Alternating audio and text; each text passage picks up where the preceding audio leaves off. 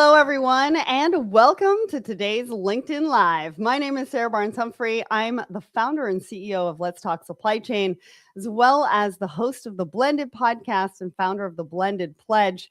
And I'm excited to be partnering with the team at Loop. We have so much to talk about today.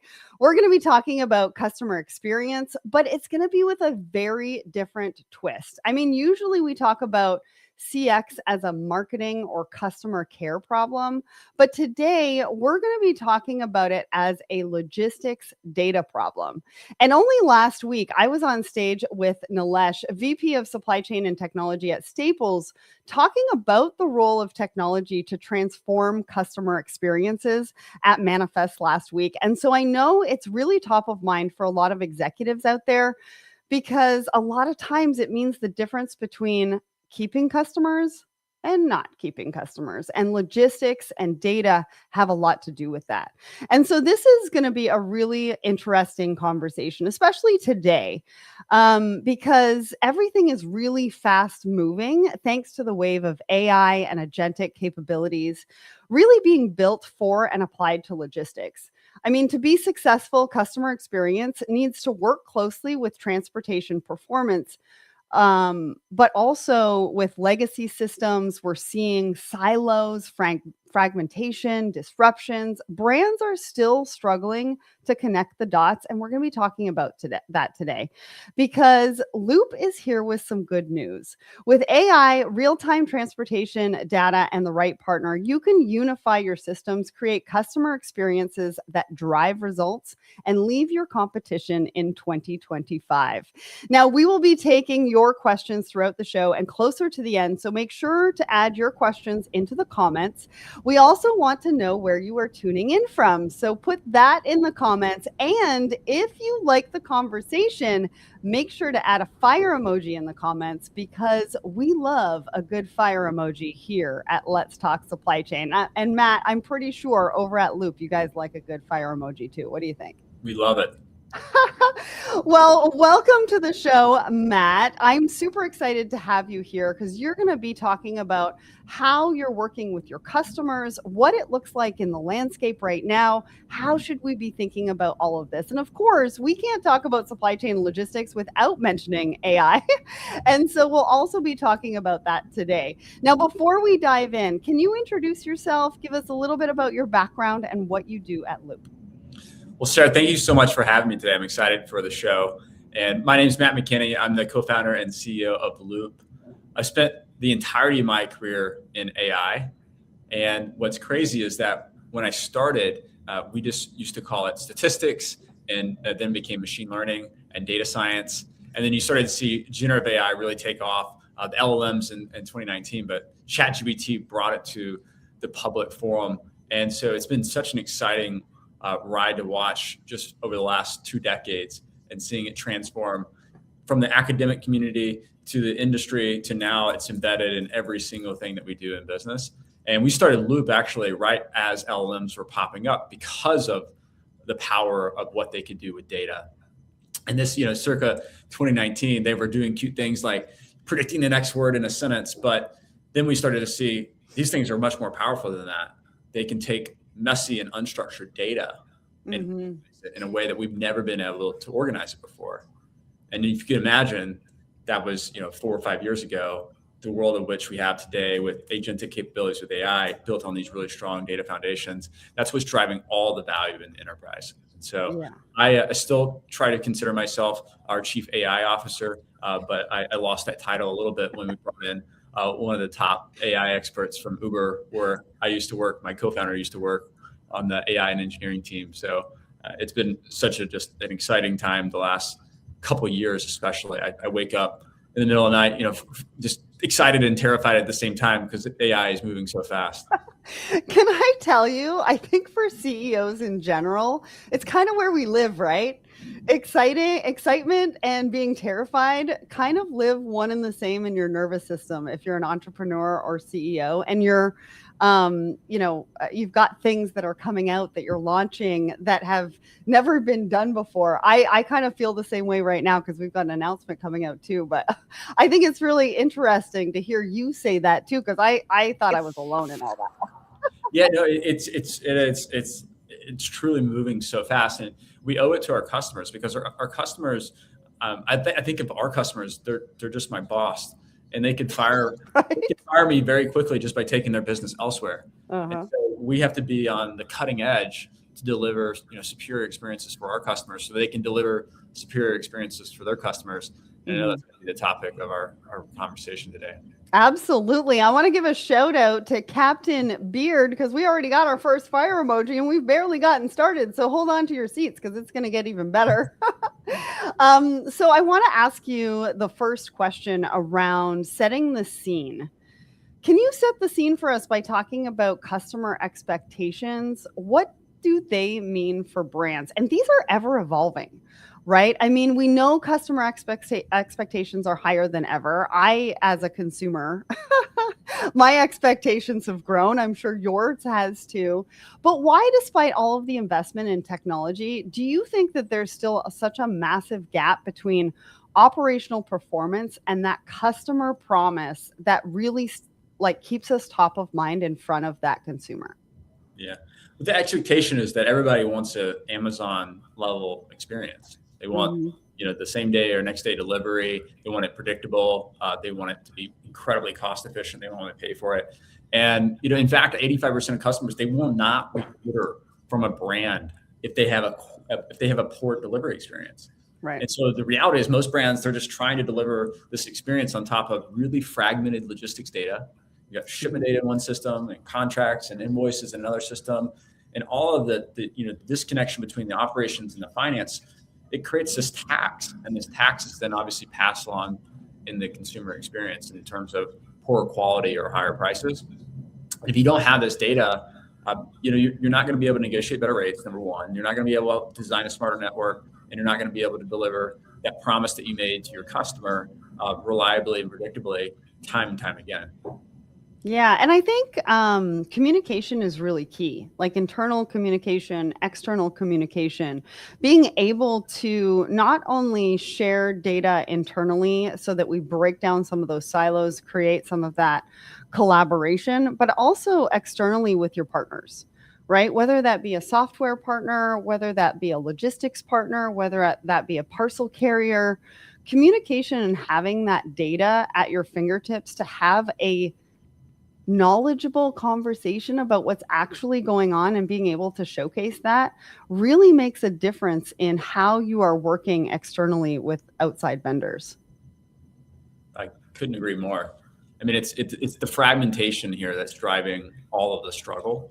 And so having the data connected and stitched together across not just your enterprise, not just your operations, but your supplier's operations and your customer, that's where the magic happens. If you can connect all that and you can be anticipatory of what's about to happen instead of reacting to a poor customer experience, them going in, filing a claim or contacting customer care and saying, I didn't get my package delivered. What's going on? These are all challenges that are, quite frankly, root cause because of the data trap, the bad data. Well, and let's talk about that because I feel like I've been doing this podcast since 2016. I feel like I've been talking about bad data, clean data for a number of years already. I would say even probably it started back in 2018 where everybody was really talking about it. It's part of the conversations that I'm having, but I don't understand why it's still a struggle today. Like, why is getting clean data still such a struggle? And we're in 2026 now. I feel like if we're not getting our data right already, we're in a bit of trouble, right? Because things, like you said, are moving quickly, they're changing quickly. How do we even keep up if we don't have what we need to be able to keep up? Yeah. I mean, look, at Uber, we had data challenges, and Uber was one of the best data companies in the world and custom built a lot of the technology because of the scale and size of the data that we had.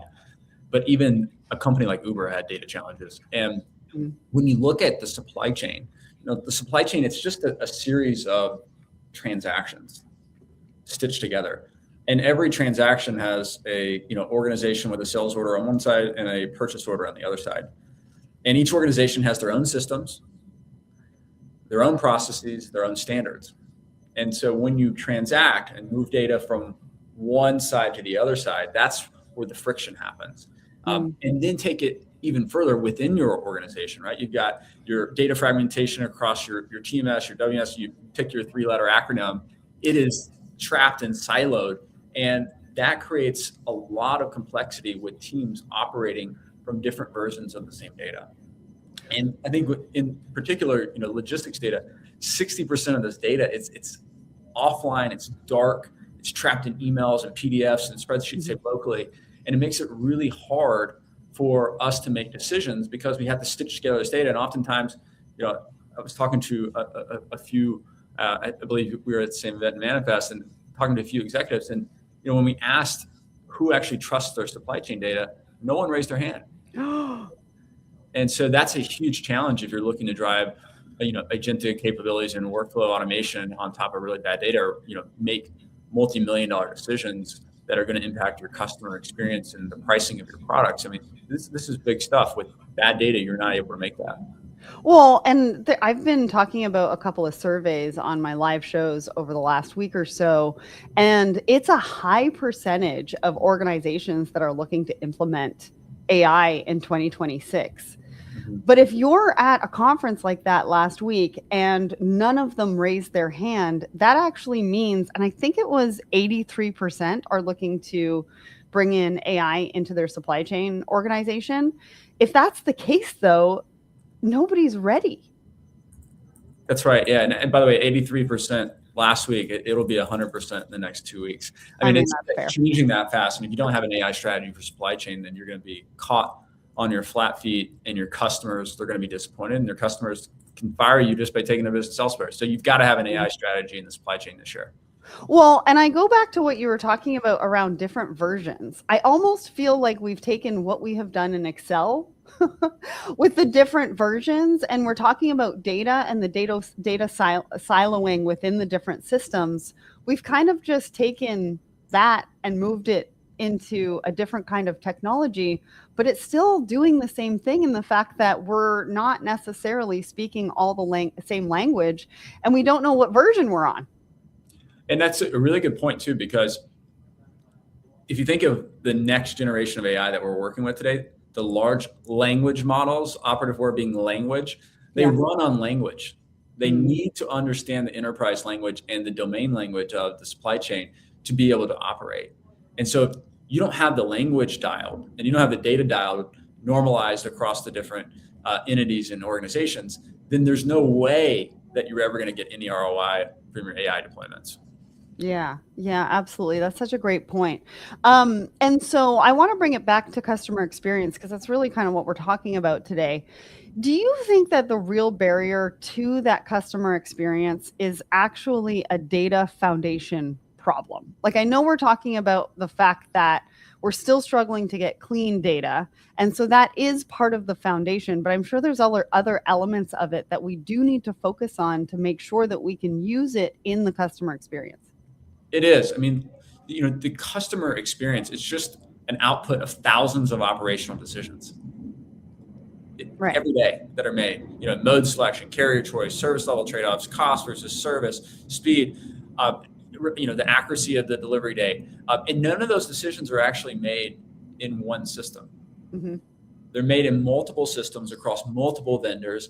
And a lot of times the context that is required to make the decision, it's not even trapped in a system, it's trapped in someone's head. Right. And so if you don't have the data stored, how are you going to make a good decision with all the siloed data and different versions of the truth? And if you don't trust the data, how can you even trust the decision that you're making? Yeah. And where do you go from there if you don't trust it? Like, you've spent all this money and time, energy, and resources to implement a solution that you think is going to solve all the problems, which it very well might do. But if you don't trust it, you're not going to use it. You're going to go back to something like an Excel. And we're back to square one. Yeah, and I think that people use Excel because they can touch and feel it's tangible, and they can normalize it, and they know the tabular data format, and they feel like they're comfortable with it. But the reality is, in a 2026 world with generative AI, more data is being generated than ever. And so you're going to have a data integrity and a data trust issue that is not just an issue of 2025. It's going to be compounded even more in 2026 and 2027, just based on the pure fact that we are generating so much more data and capturing so much more data. And so you're going to need a third party. You're going to need someone that can actually arbiter your data, to be the data arbiter and say, this is the truth. Because you're just going to have so many different representations. And without that arbiter of data, you're not going to trust your data and you're not going to make the right decision. Well, and we see this in every day with top executives in supply chain as well, as to how they are staying informed and staying on top of news and what's happening in the industry. They're ingesting it through AI because it's able to summarize their emails and give them the information that they need in a way that they need it to be able to consume it all, because there's just so much noise and so much happening. And so I use that as a bit of an example, because if they're already using it, whether you give them their tools or not, you need to be able to control that. And you need to partner with the right people to be able to help you control that and give the tools that they're actually going to use to help control the data, to help set the data foundation and help them make the decisions that they need to be able to make.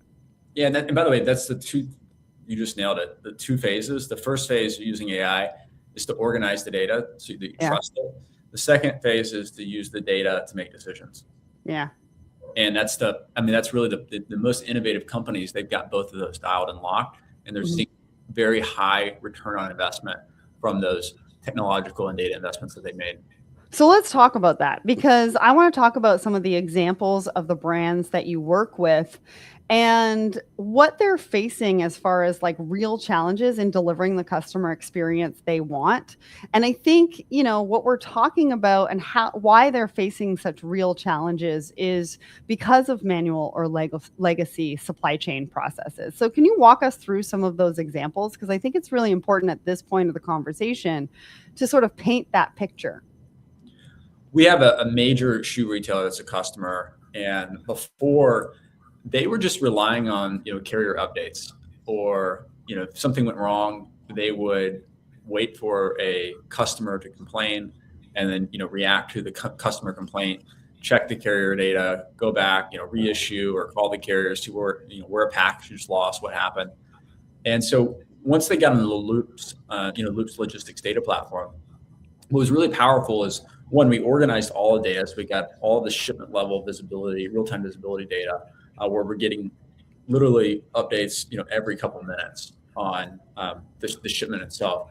And so what one of our AI agents noticed, though, and by the way, this was during Thanksgiving, so right around Black Friday, a large amount of orders were delivered to a single FedEx drop-off location, and they were marked as delivered. So you got, some alert or some shipment that says, hey, we just want to see all the ones that are undelivered, then this wouldn't have actually been caught because it was marked as delivered. But, there was over $200,000 in goods that were just delivered to this drop-off location instead of delivered to the customer. Oops. And so before, just an abandoned container, which is wild. But before, what would happen is the customers wouldn't get their goods. They wouldn't get their orders, and then they would go online and they would, file a complaint or call in and say, where's my package? What's going on? And this major shoe retailer would go back and they would go through the data and they would look, it's delivered. Where was it delivered? And it would take, a couple of days. And that's a couple of days of a bad experience, a really angry customer. Mm-hmm. And so with Loop and the logistics data platform, they actually were able to run an agent that detected that these, because there was an anomaly in the number of goods or orders dropped off at a single location, it flagged an anomaly detection. And then they were able to resolve that before a customer actually came inbound to complain, and have FedEx notified to go pick up the abandoned container and then deliver it directly to the customers that ordered. So that was just one potential massive customer experience failure that was avoided because of them having really good data and them having some agentic capabilities on top. Yeah, well, another one, by the way, I love talking about our customers. The value, what makes me so proud of our work is just the value that we create, the incredible ROI. We had another one that's really major outdoor lifestyle brand, and before Loop, their customers they they would love their products, and I use a lot of their products, but they didn't actually, the company didn't have a good understanding of their total cost. And so with Loop, they didn't have, before, they didn't have the ability to go and allocate costs at a very granular product or SKU level. And the difference between a profitable order and an unprofitable order could very much be just the logistics or the shipping cost. Mm-hmm. And so now they're able to actually, using our platform, allocate costs down to the SKU level, which informs not only their pricing strategy, but what actual products they want to carry. So they even cut a few products after recognizing the margin on those products. And then in other cases, they increase the price of their products, which, by the way, still customers were totally fine to pay because of the value that those products created for them.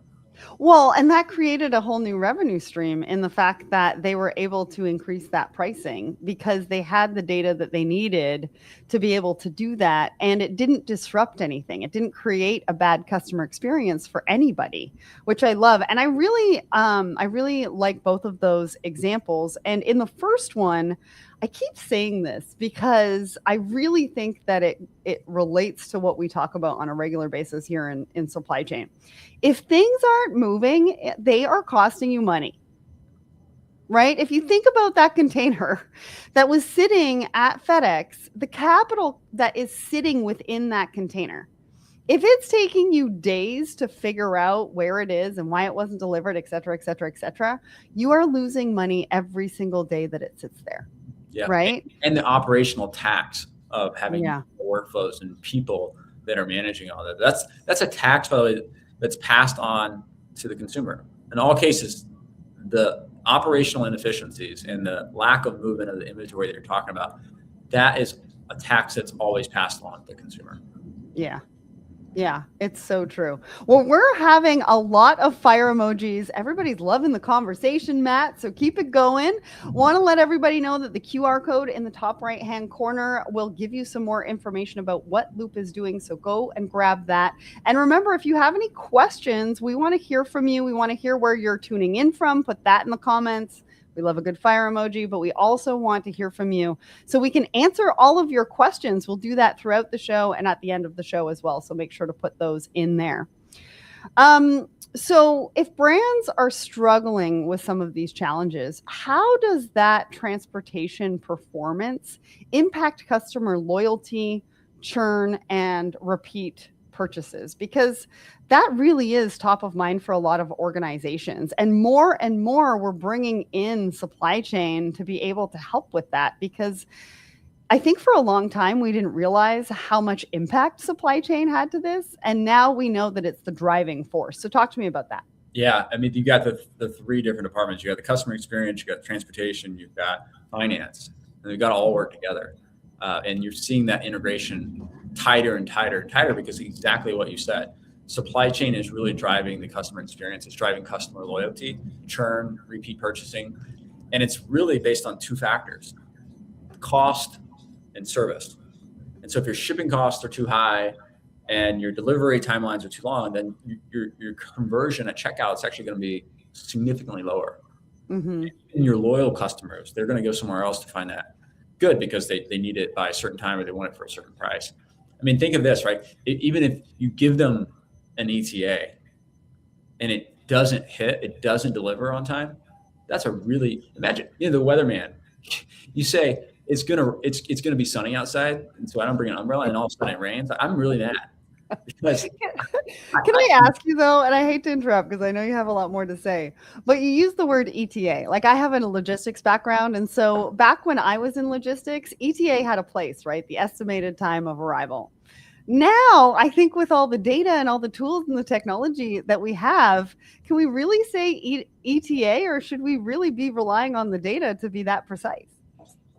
Yeah, it's funny you mentioned that because my team actually built the ETA algorithm at Uber, so we got a lot of thoughts on the data and the accuracy, and it's really, I'll just say it's really hard to get an accurate ETA just because of the real world introduces so many unfair and unexpected challenges in the data. So it is really, really challenging, even in the data and technology that we have today. But think from a brand's perspective, though. If you give the wrong ETA, this thing about, we just had Valentine's Day. I'm trying to get a ring delivered before the 14th. And I go and order, a ring for my wife, and it says it's going to arrive on the 12th or the 13th. It arrives on the 16th. You know how much trouble I'm in? I gotta go direct my anger somewhere. I'm gonna go the brand. I'm gonna go on Reddit. I'm gonna complain. I can't believe this did that. I'm never going back. I'm never purchasing this. Forget that. So this is a huge issue, especially in these critical moments. And you gotta have accurate data to be able to deliver accurate times and accurate service. And if you lose them, like, I'm not going back. I went on Reddit. I put up a stink. I'm never going back to the brand. So they're going to blame you. They're not going to blame UPS, FedEx, the carrier, whoever it was. They're going to blame you, the brand. Yeah. I mean, at the end of the day, nobody likes to get an IOU on Valentine's Day. Can you imagine? Holy moly. And you're right. I mean, I go on Reddit and sort of see what people are saying about a particular brand or a particular item. I mean, it's kind of table stakes now. You're not just going to Google for reviews. You're going to Reddit to really hear what people think about a particular brand or product.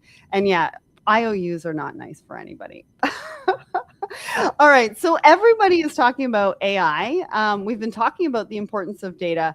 I want to dive into today's challenge with data silos, how it's linked to all of this, and ultimately to the customer experience. So let's talk about how are changing customer expectations and the challenges they cause, creating a gap between operational performance and customer experience. Like, what role do those data silos play in this gap? I mean, it's got to be huge, because at the end of the day, if we're still operating in silos as supply chain, which I have been talking about this way more than I want to be talking about it, because I feel like we should be in collaboration mode. And I'm surprised that we're still there, but we're siloed as people and departments. Mm-hmm. And then we're also siloed in data. Like, what is it going to take to bring us all together? Yeah, when you think of it, so much of communication is about sharing context and sharing information. What do you say when you're trying to break down information walls? You say, I'm just keeping you in the loop. And what's happening though is, with these larger enterprises, the larger and larger the enterprises get, the more fragmented and siloed the departments get, as well as the systems and the data. And so you've got these very disconnected realities where transportation has their own data, finance has their own data, customer service has their own data, and there's no connection. There's no unification, no data foundation across the service and the costs and understanding how that impacts the margin. And so everyone is misaligned. And that misalignment means that the customer is absorbing this tax. The customer is paying for how disconnected our realities are within our organization. So by having this, it is a huge advantage that companies have over delivering a superior customer experience, because you're able to meet their expectation with this unified data foundation within your enterprise.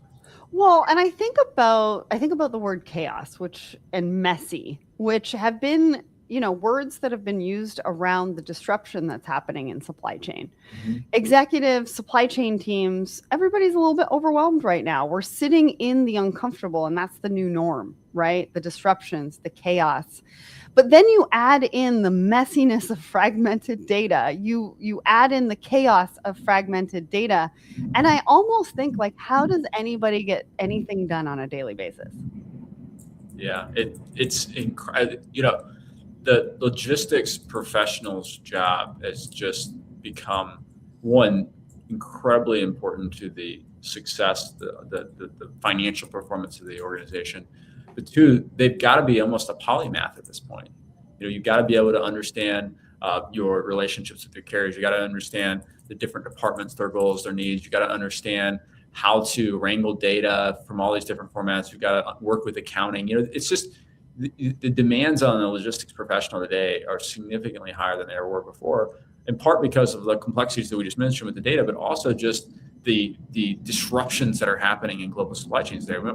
You're challenging the global order of supply chain and deglobalizing in certain ways and areas, and we've got geopolitical issues that are happening. So it has put so much pressure. This chaos has put so much pressure on the logistics professional that they need new processes and new tools to be able to keep up. But also there's an added pressure of moving fast when it comes to technology.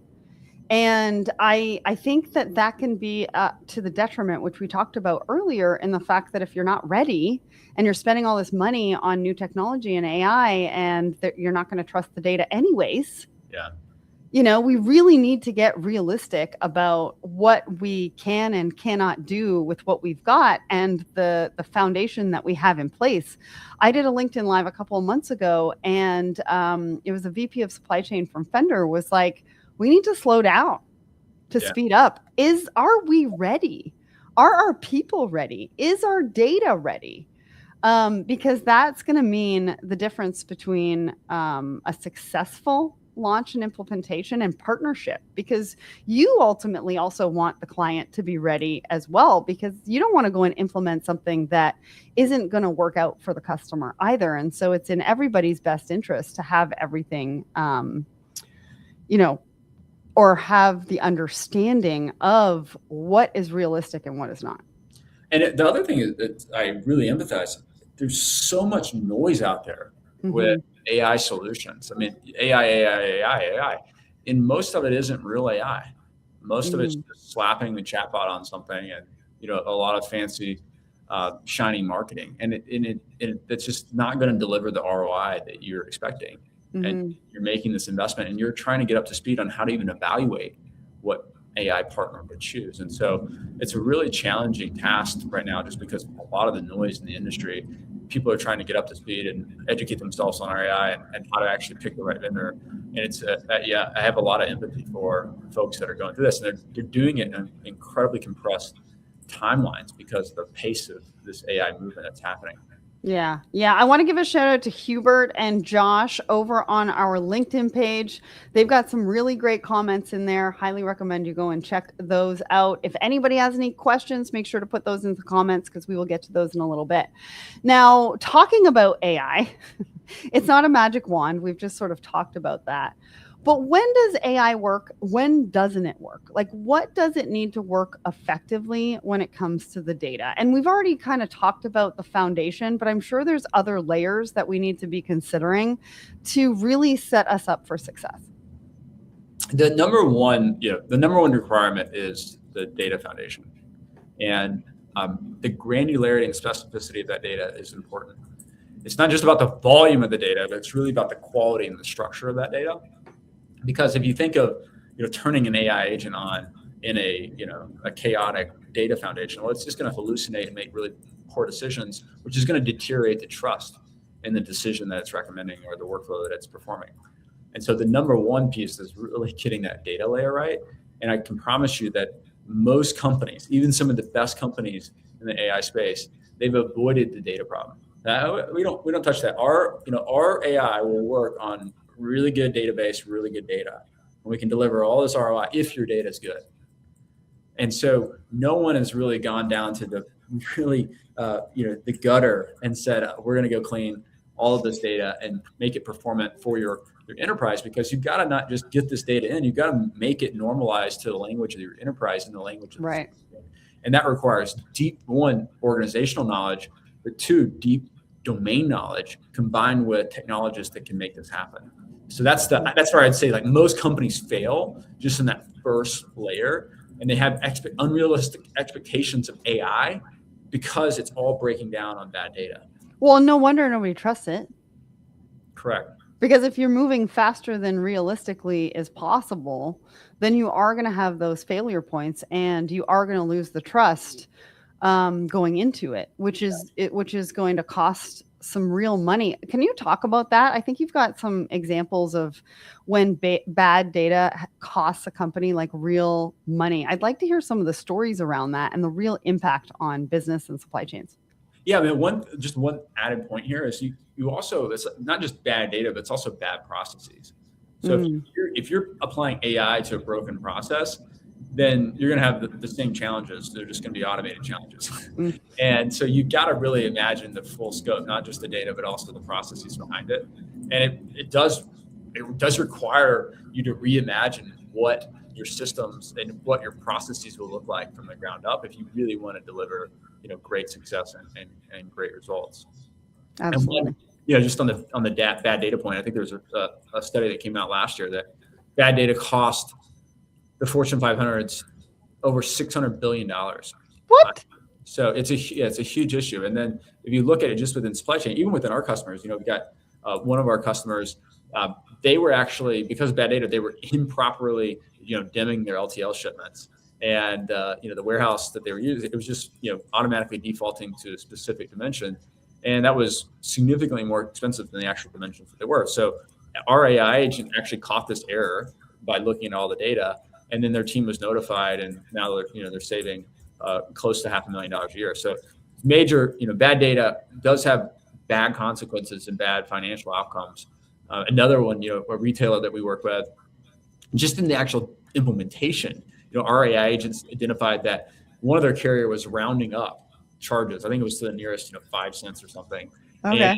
And on one shipment, that's not a big deal, but you multiply that over hundreds of thousands and millions, that's a huge deal. And so being able to remedy this, even just while they're bringing it into the logistics data platform, they're saving, hundreds and hundreds of thousands of dollars a year instantaneously. Well, and nobody wants that phone call. I'll tell you, I was on the other end of that phone call when a client called me and they were like, you overbilled us by 5 cents. You need to give us a credit. And it didn't happen on a regular basis. This was kind of like a one-off. And I was like, it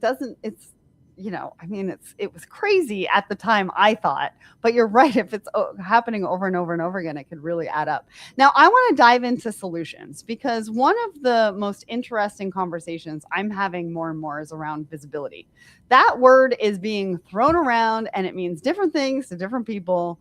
And I want to get a sense of how you're thinking about visibility at Loop. Like, is it more than just dots on a map, and how are you thinking about it?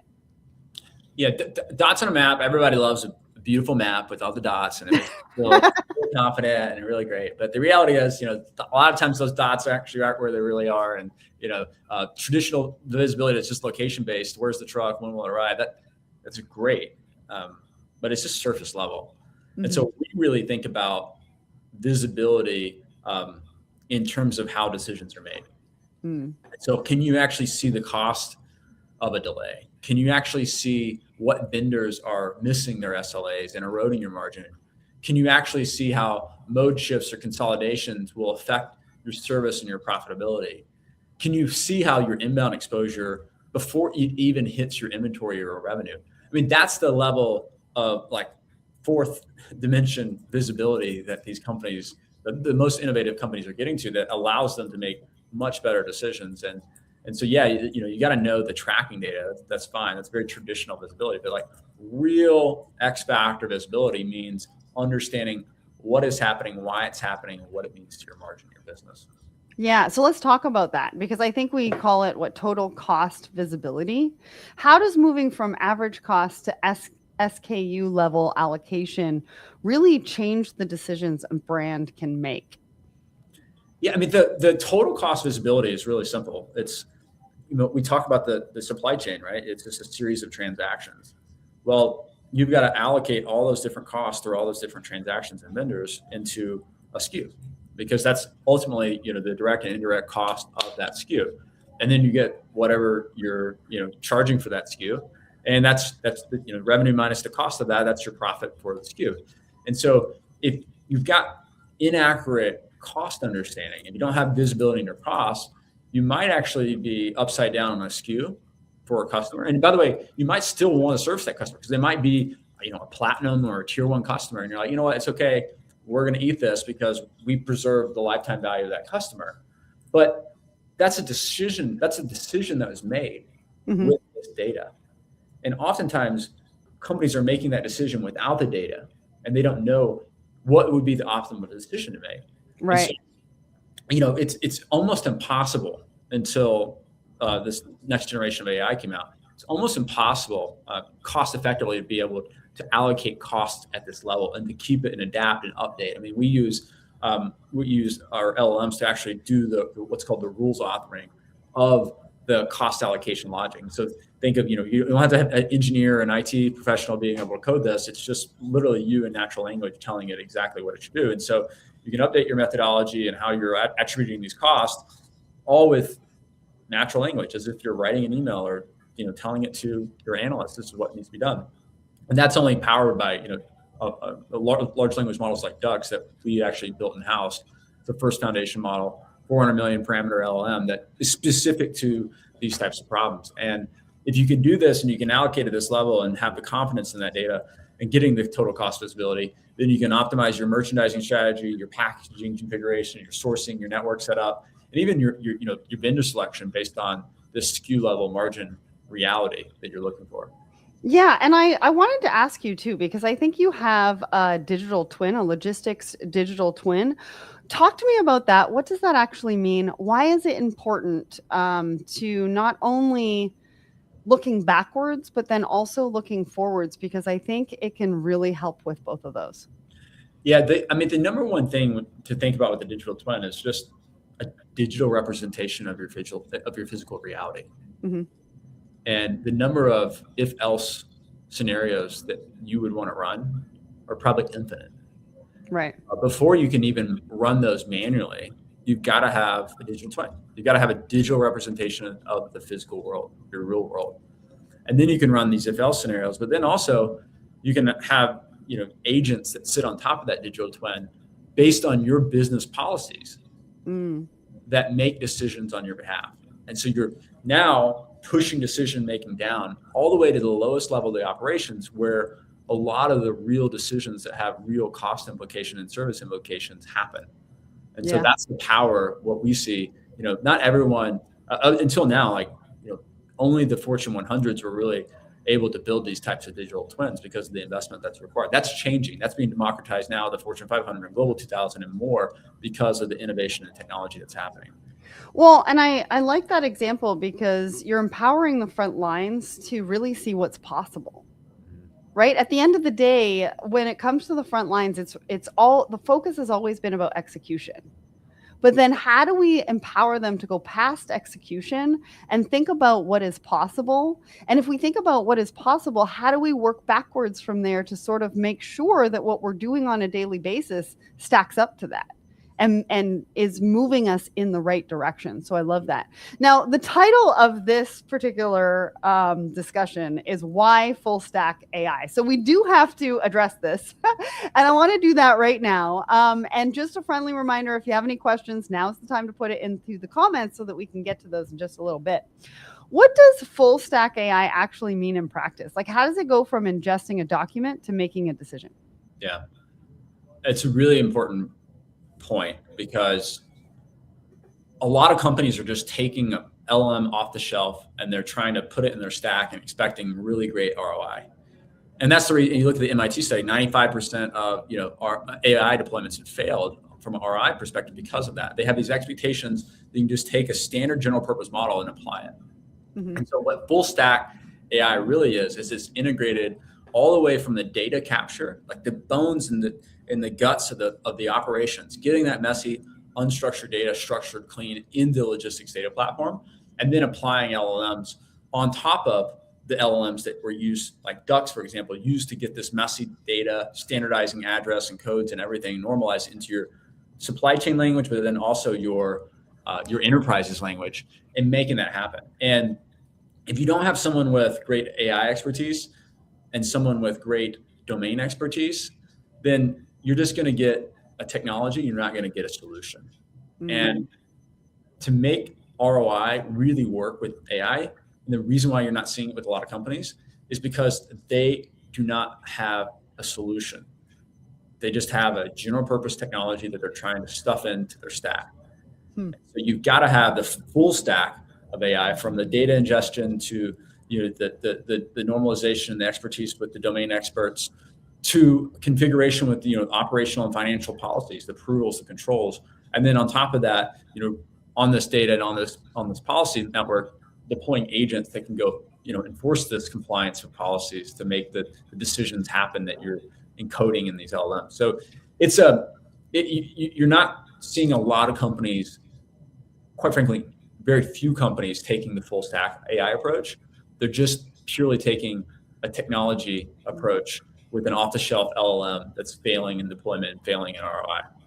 That's such an interesting way to put it. right? Are you buying technology or are you buying a solution? Are you implementing technology or implementing a solution? And I'm smiling because you're talking about data ingestion and around like it has to understand supply chain. And I think to my supply chain dictionary, it's 107 pages of acronyms that we have in the industry that I almost feel like every LLM is going to need just to ingest it to really understand the acronyms and be able to talk clearly. I mean, the attention, it's going to ask for it. It's going to think that you're talking about your kid going to school. Like these things hallucinate. Like that's the point. It's like language really is important to understanding our operations and understanding specifically within this next wave of artificial intelligence. I feel badly for it with all of those acronyms and trying to get them all right. I mean, I'm just saying. Well, Dux is trained on it. So Dux, don't feel bad for Dux. Dux is highly performant on it. You call it Dux? Yeah, Dux, DUX. It stands for data understanding and extraction. How did you come up with that? Just because it was an acronym? Because I am fascinated how technology companies come up with how they name some of their software. Well, quite frankly, we've got one of the best AI teams in the Valley. Like you name it, OpenAI, Anthropic, Google, Uber. Like that's the level of our AI team, and they're very creative. And so they actually came up with Dux. Not in the I first heard of like ducks. What are we talking about? Like an animal? But no, for very precisely doing data understanding and extraction. And so it wasn't like a marketing word. It was very much a technical word that our AI team generated that ended up sticking. I love that. Now, I want to move into predictive AI because this is another one that everybody's sort of talking about, right? With all the disruptions, we want to be able to forecast properly. We want to be able to predict things. What does a predictive supply chain actually look like? Is it about predicting delays? Is it about predicting costs? Is it about predicting inventory? What does that look like? Yeah, I mean, the prediction mainly that we see is just better forecasting. Where they're trying to predict their volumes, which are predicting their cost. And that's allowing them to better price their products. Because if they can better forecast, they can better price, then they can better sell, they can better budget and hit goal. And that, by the way, that's the whole life cycle of the business operating system. So better data allows for better forecasting, and better forecasting allows for better decisions. And then I want to bring finance into this because I really feel that finance and supply chain should be working a lot closer together. We always talk about supply chain and procurement, which I think is important too, but supply chain and finance, and we're going to get to, how we bridge the gap. But first, I want to focus on the finance team and talk directly to them. Because if they trust their data 100%, what should they be automating first? Is it audit? Is it cost allocation? What is the quick win here? Well, look, I mean, the supply chain team, they think in shipments and modes and carriers and service levels and getting things from point A to point B. Finance thinks in terms of accruals, forecasting, general ledger codes, margin, cash flow. And so for them, it's really about automating the full accounting lifecycle. I mean, and it starts with audit, and then it's the general ledger coding, which allows them to get very granular and accurate and better, delivering better accruals. And so, by having that work knocked out, and to be able to be a true strategic partner to the supply chain team, not just a processor, but truly be a strategic analyst to supply chain team, that's how companies are then getting the X factor and making decisions that are powering better operations and better customer experience. Yeah, absolutely. Now I want to give a shout out to Rudy over on my personal LinkedIn. We got a fire emoji. And then on the Let's Talk Supply Chain Instagram, I see your, I want to say, I don't know how to say your handle. Handles on Instagram are very difficult, and I don't know what your name is, but I want to give you a shout out for joining us today. We see your question, and we're going to get to that in just a little bit. And if we don't, we're going to tag the Loop team to be able to answer that question for you. So let's talk about bridging the gap between finance and supply chain. Who actually should own the single source of truth, and how do we get them to work together? It's truly shared in what we call a brain, an organization's brain. You got to have it. You truly have to have it shared to work. And I think full stack AI is what really makes this happen, because logistics data and finance data is embedded into every department really.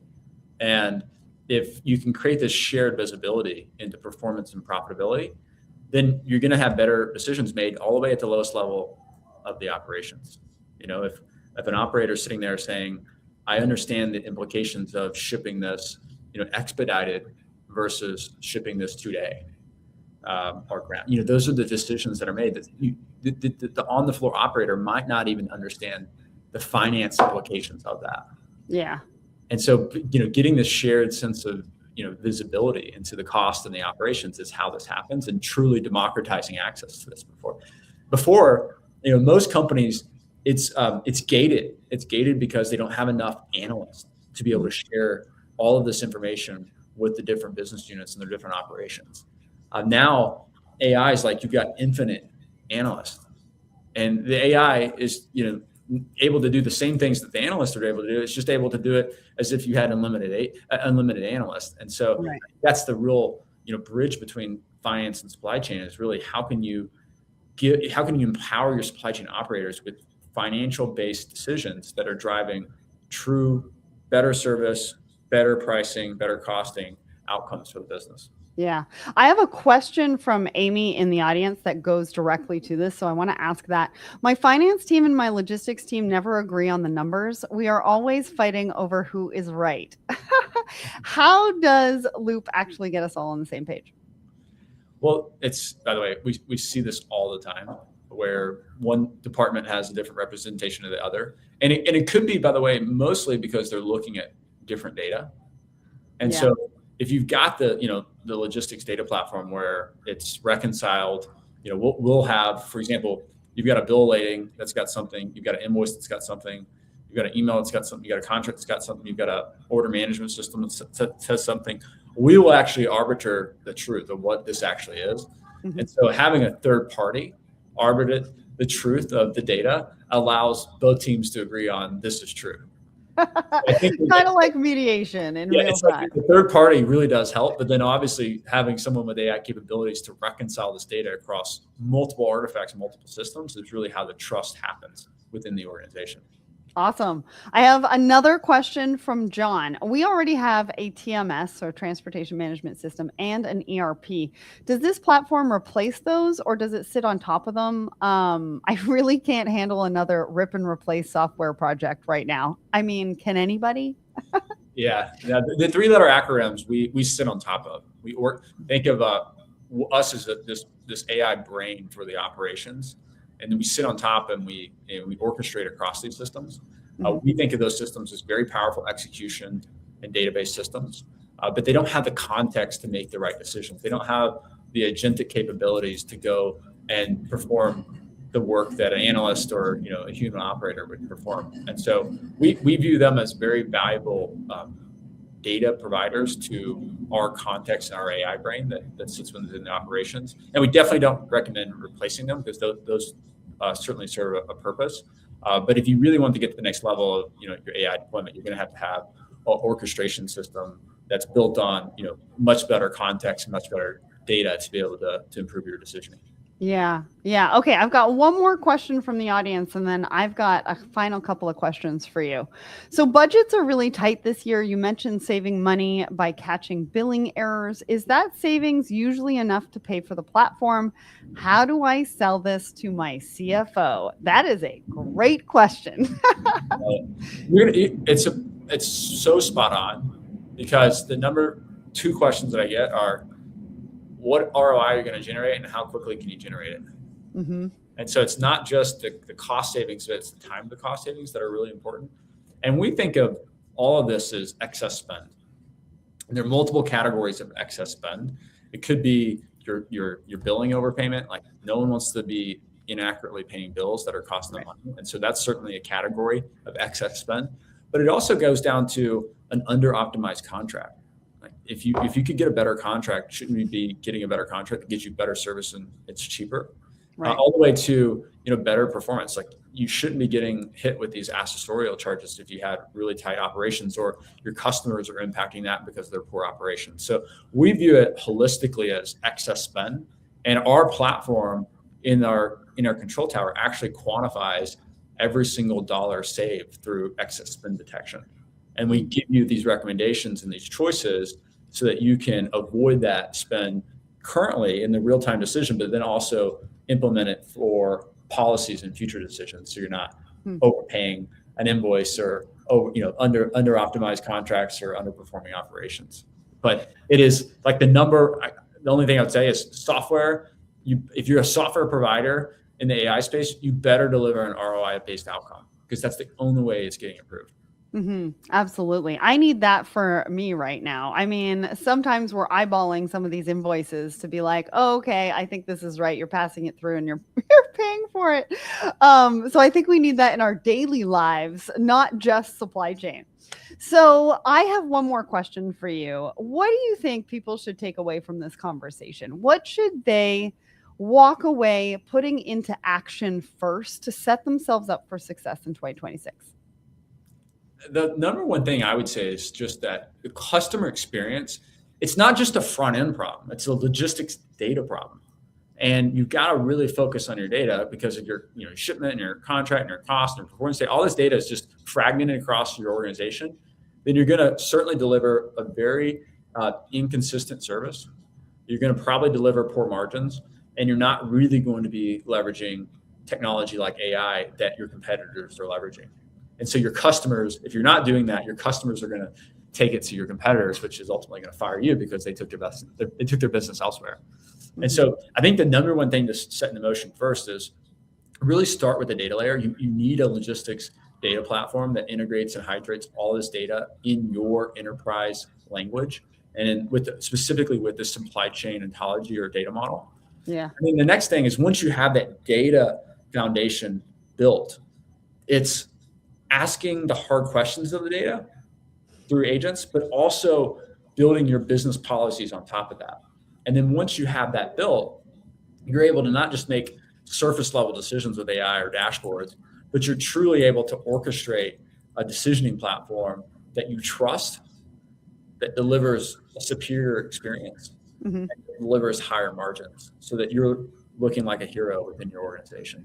Well, and bringing everybody together too, right? We've been talking about bridging the gaps between finance and supply chain. How do we get to this place of collaboration? This is it.